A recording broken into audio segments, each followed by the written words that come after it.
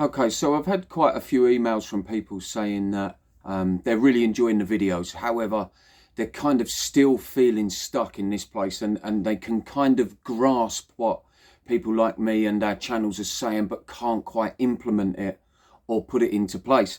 So I wanted to try and leave this video on a Friday so that hopefully you can have a decent Friday evening and maybe the weekend and go into it a little bit more relaxed than maybe what you are. Like I say, and a lot of this is going to be repeating what I've said before, guys. And I say that up front because I don't want people to think that I'm trying to make videos that are not very creative and just repeating myself. There is no defined way that we can actually say what you can't see. So the feeling that we're looking for in Dark Night of the Soul is that one that we might see on other channels where they tell us about this essence of being at one with nature and being all connected at all times, and you know, we're being grateful for life and that kind of stuff. It really is painting a picture, I think, in some people's heads of, whilst they're in Dark Night of the Soul, it's painting this picture of what they need to be trying to attain. And this is the thing. There is no attainment. There is no going to get something. It's already there. And I want to try to clear that up a little bit because I don't ever want to sound patronizing. And what I mean by it's already in us is we are pure beings. We are like a consciousness. That's just how we are. We are the universe's consciousness. On top of that has gone like programming, conditioning, opinions. We're at a constant battle with our own minds. So there's the side of us that is very pure. Think of, animals when they're not conscious of themselves. That's kind of how we are. It's how we evolved over millions of years. And then we have a mind that's gone on top of that. And that mind has become aware of things that it thinks it needs to be doing right or things that it thinks it needs to be doing wrong. And so therefore we're in this eternal conflict with our, our pure self, our true self, our essence of a being is in this constant battle with the human being. Because don't forget, human being is a title that's been placed on us. We sometimes in my videos I will use that we're humans or we're beings because we have to use words to try and describe something. But that might sound very deep, but there really are, to try and keep it in a nutshell, there really are just two sides to us, as I have to say it, unfortunately, human beings. There's the pure self and there's the human that's been put on top of us. Now, because we will predominantly lead our human life, our ego life, our human ego life, because we've had to live that in our kind of existence, because that's where life is at, like work, money, sex, relationships, food. It's within that human world. But when you start to wake up and you're in the dark night of the soul and layers come off, you start to realize there's more to life, there's more to existence than what you've been seeing all your life. So it becomes this very, very hard ground it's really tearing you apart like this, and it keeps wanting to cling back, like your mind keeps wanting to go back like that, and then there's the pure you, the essence of you wants to pull away, and then back it goes again.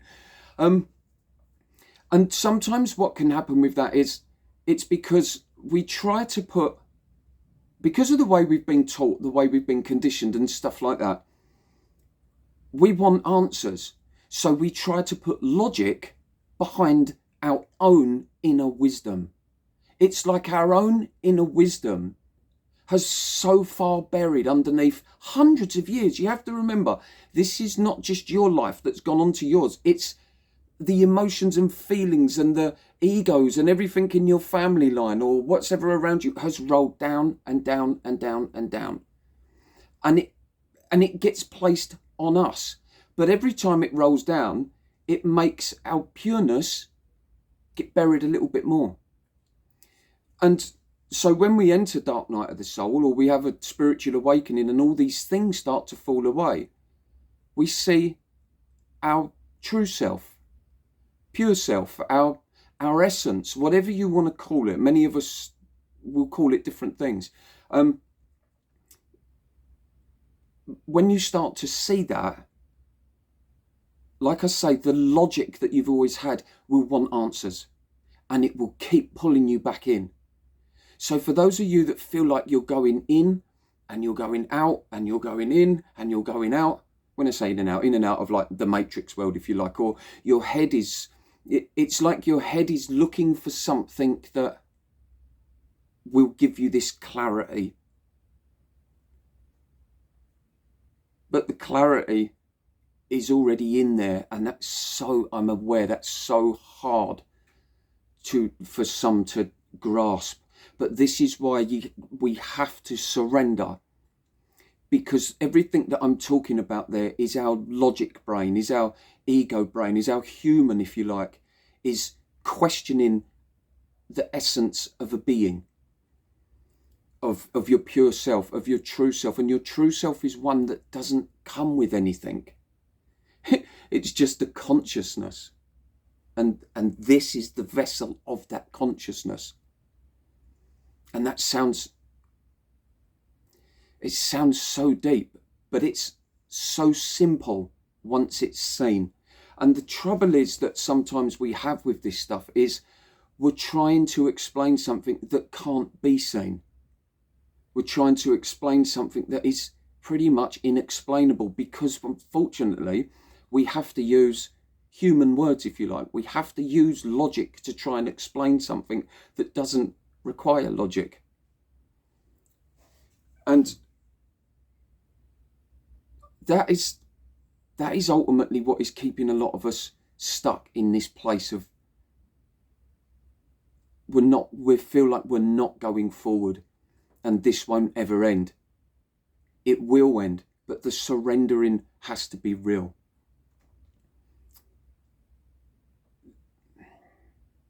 The thing is with a lot of these people who read books and they act very spiritual and they talk about it, you get this picture that these people are at peace at all times.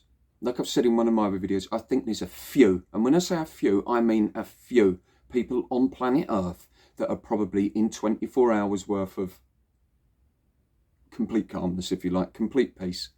They kind of can feel that oneness at all times. And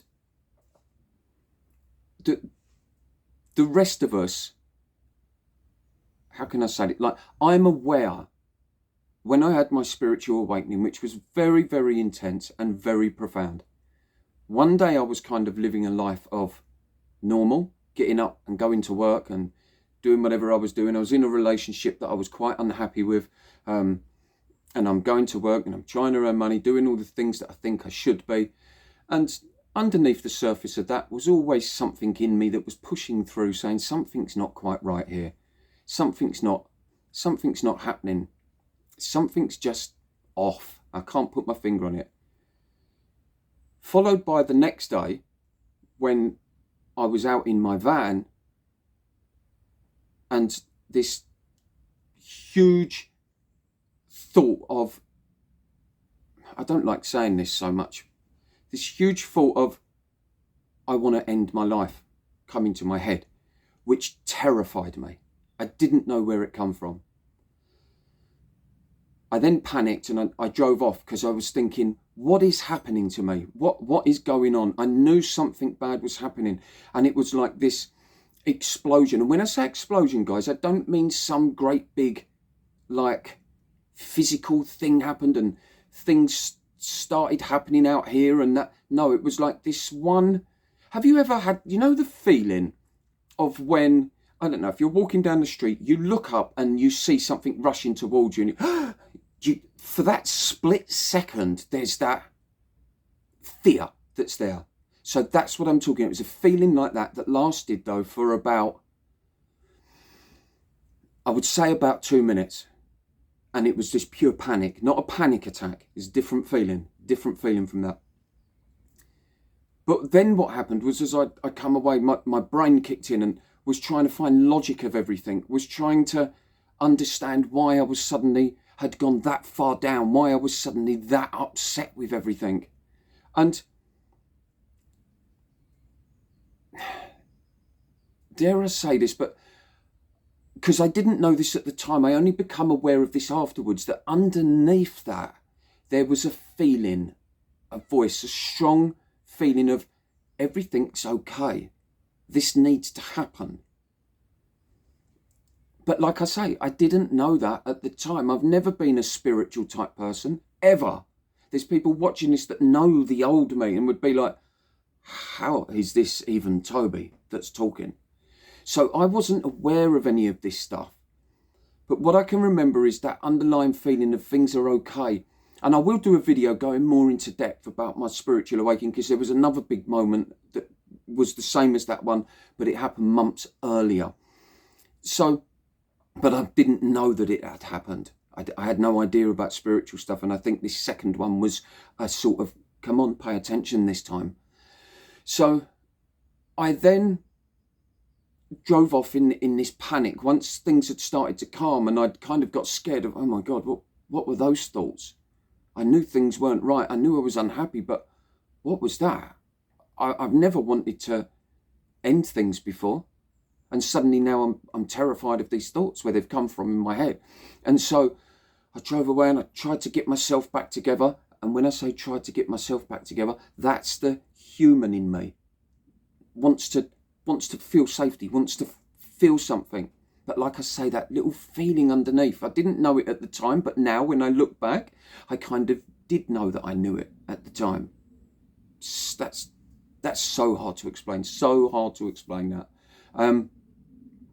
It's almost like, you know, those times when you've done something in life and you've done it because everything in you was telling you it's the right thing to do. And then you go ahead and you do that thing. And then months later it backfires, or it goes wrong, or years later it backfires and it goes wrong. And you sit there and you think to yourself, I knew that was going to happen. The whole time I knew that was the wrong decision. So it was a kind of a feeling like that. But anyway, I kind of digressed right off topic here, but that was my human side trying to kick in to the more spiritual side. I didn't know it was spiritual side at the time. So I come away and I kind of got myself back together. I'm a fitness freak, so I went for a run. I'm doing all the things that we think we should do. Go to the gym, go boxing, go running. And I was doing anything I could to come away from that, because I wanted to just feel normal again and be normally unhappy, if that makes sense. Even though I wasn't unhappy, something wasn't quite right. I just wanted to get back to feeling like that again. Then what happened was, that feeling of this internal battle lasted for about 2 days. Very, very intense. And I was walking around very scared of things. And then this calmness kind of descended on me. It kind of come from inside.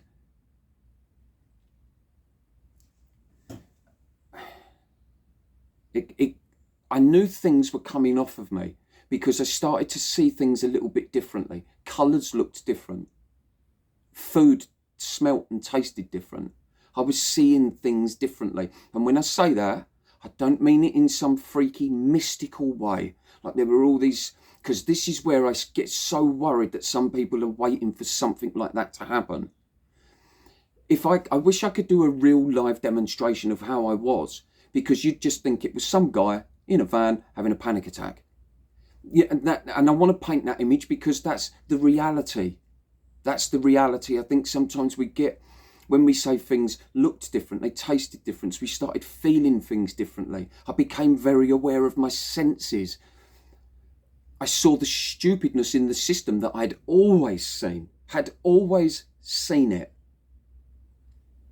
But my human, my logic brain, my ego went along with it and went into denial about it. because anything other than that would mean I'm a conspiracy theorist or weird or strange or wrong or get in trouble or whatever else. And so I kind of just went along with it. But where I say my senses and all that woke up and all this stuff started happening, it wasn't this thing, guys, of what might be painted in our head like we see on films or on some of these channels when they talk about that, like this real divine moment of, and everything's just bliss. No, that maybe that happens. I'm not going to say that doesn't happen. Maybe it happens to a few people. The spirituality that I know and the one that I certainly feel is not that. It was terrifying, but I was also quite calm. And the more I realised there was a calmness underneath, the more I then started to embrace that calmness and go into that calm state. I then started to YouTube and Google and stuff like that and trying to find things out. That was when I kind of tapped into the dark night of the soul and was, what's this thing? I kind of knew I wasn't ultimately depressed, but I knew something was severely off. And so I started to Google and YouTube and find things out. And that was when I come into learning about the spirituality side. And I think because I'd had a lifetime of being anxiety ridden and having always been fascinated by psychology books and the mindset and stuff like that, I think I was in a good grounded place to try and get an idea of what was going on in my own head. But still at this point, I was in this state of, I'm still in the ego, I'm still ego driven, although I can feel something's really different. The ego is really leaving me. And even then, at that time, guys, didn't realise it was an ego. I just felt like I was feeling different. It was only then when I looked at YouTube and Google and started doing things, it's like, oh, okay. And then it was like all the psychology books that I'd read. I remember reading The Power of Now 15 years ago, never understood it. But there were obviously parts of that had now come up in me and was like, I can suddenly see what certain things were in me. And so that's why I then started to focus in on that and go down that route. And I then, this is why I need to do a proper video on this, because this has come out a bit spontaneously to try and fill you in with why we might get stuck. It's a bit of telling you my story. So I know it's going on a bit long, but I hope it's interesting. And it's quite difficult to recite stuff, not difficult as in painful, but I want to get the order correct. And I want to try and explain the feelings that I was having at the time so I can paint a reality picture for you guys watching. Because this whole video is about why we go in and why we go out, why we go in and why we go out. And I think some of that to do is because we still lead the lifestyle that the ego is demanding us to live. And we're still paying attention to people that are acting spiritual, as opposed to actually knowing what spirituality is and being spiritual. And it's also very difficult to talk about spirituality like that, because I am one of the people leaving a video. But I kind of want the video to be real, paint a reality of what happened to me. And so I'm still living through the ego part at this point. But the underlying calmness was getting bigger and bigger. And that's when I started to really learn about Dark Night of the Soul, spirituality. And I started to take great comfort in that. I started to understand things. I went on to Eckhart Tolle and read The Power of Now and was blown away with it. Absolutely blown away with it. Because it made sense to me of everything. And let me just tell you this little bit. I was blown away with what I was being told because it resonated so deeply with me. But what surprised me more and what made me realise something profound was happening was that I understood what he was talking about. Someone said it on here, he's very wordy. I don't understand long words. I mean, some of them I do, guys, but I'm not an academic type of guy. You know, I was expelled from schools and I've just never been that guy. So the fact that I could understand what he was saying, that was making me feel even more of, okay, I need to listen to this again and again and again. And each time I was taking more and more and more from it. And like I say, because I had always been into psychology and the mindset, I kind of could separate. I started to be able to separate what was my logic brain, my ego brain, my human brain. I kind of was able to know what it really meant to become aware of being aware. I started to really get to know what that meant. And even there, let me just digress slightly, even there, that's not some big profound moment where you suddenly go, oh, I'm aware. No, sometimes we have to use the human brain to think about that. But the trouble is with that, we then try to picture what it looks like or what it feels like. But there is no look to it. There is no look to it. It's just an is. It's just there. It's just how consciousness is. There is no, the reason none of us can ever give you a definite answer on it is because you can't see it. So we can't visualize it. It's a thing. It's invisible. Some people say it can't be spoken of, because there is nothing there for us to see and go, oh, there it is. It looks like that. Like even space, we can say, oh, look at all that black matter up there. We can identify things, so we can put logic into it. But with consciousness, you can't. You can't. It's just a thing that is there. And so why we can get stuck and we dip in and out is because we're chasing this feeling of something being there, and that we're going to see it. And even those of us that potentially don't think that we're doing that, we still are. Because if you're thinking about not finding something, you're still in that loop. And that's the human brain wanting to find answers. That's the logic coming in. And I know that's so hard to, maybe it's not hard to understand. But it's certainly hard to explain or describe. And I try and do it in a way that is not painting a picture. I don't want to come across as some guy who's really spiritual and floats in the clouds and this is perpetual bliss all his life and that. It's not like that. It's not like that for me. It's not like that for me. What I do find now, and this is how you can slowly start unraveling of what's the difference between the human brain, if you like, and your essence, is you start staying calmer in certain situations. You start seeing certain situations as opportunities. You start noticing synchronicities. You start realizing that certain things in life that have gone wrong because they are literally, now this isn't textbook reading, this is where if you allow it, this is where it happens. It's guiding you off route from the route that you're on. It's guiding you off route down another route. And as you tap into that, this could be in your head, this could be minutes. You're like, maybe this has happened for a reason. But there you go. We're thinking about that. After a while, it doesn't happen. It's more a natural, oh, okay. Well, see, you're not even thinking about it though when it happens. It's more this feeling of like, this thing's happened and you kind of just naturally go down another route. It's like you bounce through life.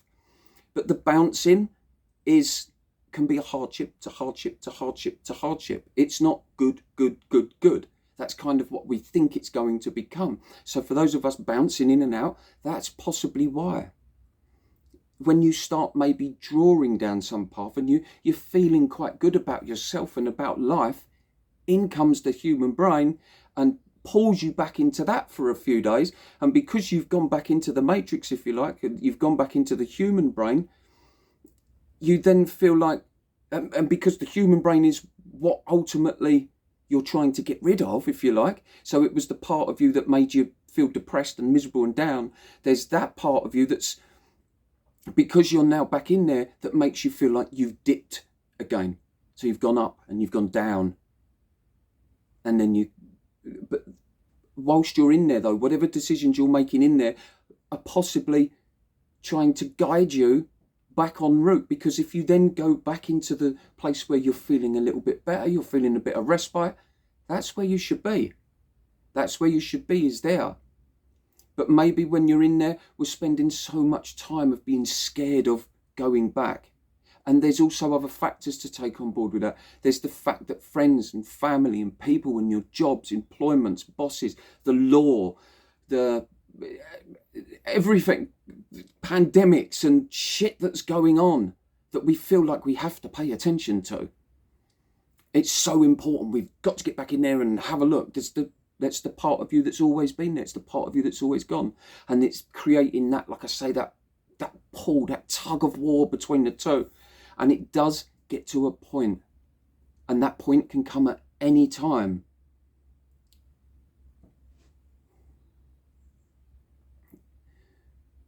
When I say that can come at any time, it can come at any time, but it will come when you're ready. It will come when you're ready, and it won't come before that. And that might be an area there that we all have to concentrate on. Oh, see, you can't concentrate. You have to just allow it to be there.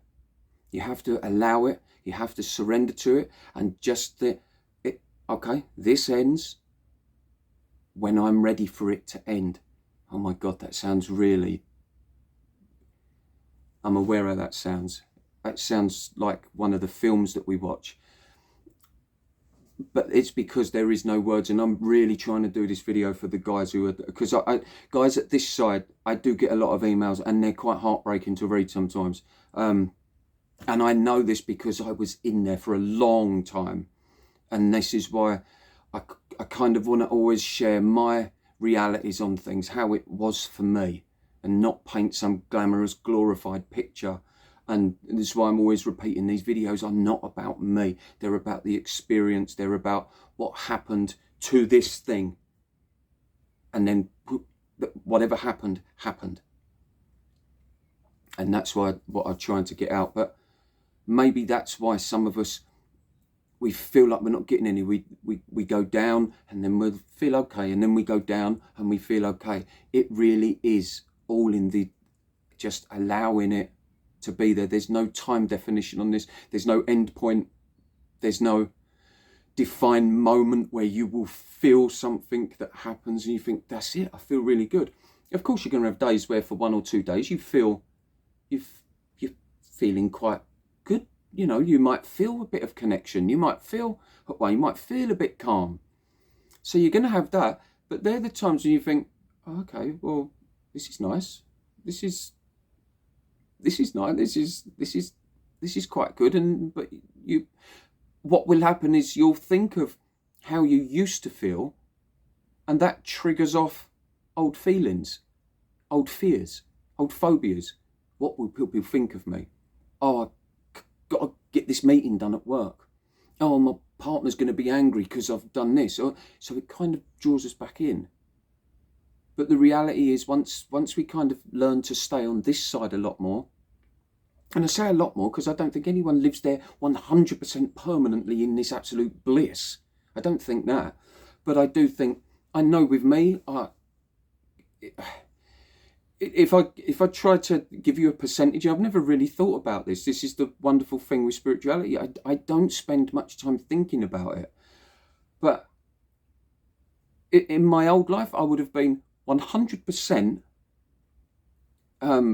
thinking all the time, the commentary, the story. I'm telling myself what's got to be done, who am I, how do I look, how can I impress everyone, how can I fit in, how can I not stand out, how can I be great, how can I be a hero, how can I earn money, how can I have plenty of sex, how can I own houses, how can I be rich and famous, how can I make myself become a great fucking human being. And I swore there because there you go. You can dip in. Even talking about it can make me dip back in. So it's quite normal. But So I would be 100% thinking about that all the time. On this side, I would now say my life is 80%. I'm literally, there's not much going on up here. I mean, there's not a lot going on. That doesn't mean I don't think. Of course I think. But what comes up in my head about my financial situation is terrible. I think you know this from the other videos. It's just not a problem. It's not something that keeps me awake. I don't stress about it. Life will just kind of unfold into it. And as I say that right there, for anyone thinking of, yeah, I just need to let life happen, and you've got a job and you're going to walk away from your job and your finances are going to collapse, don't do that. Don't do that. Hold on to your job, because life still needs to go on. You know, look, you have to be real with this stuff. Life still needs to be lived, and some of us are going to, whilst we're trying to find that essence and move over to this other side more, some of us are going to have to keep one foot in that matrix, especially, guys, if we've got family, if we've got kids. But what might be nice to know is that when you're on this side, this is why I say get out in nature, because then you can indulge in it much easier when you're in nature, especially when you're alone. But the more you indulge in that side, the more everything becomes clearer. And when I say life becomes clearer, you've got to remember, not talking about life as in terms of your career and relationship and this, that and the other. The whole essence of everything becomes clearer. What becomes a lot clearer is terms when we say things like allowing it, surrendering to it. The answers really are in the surrendering. They really are.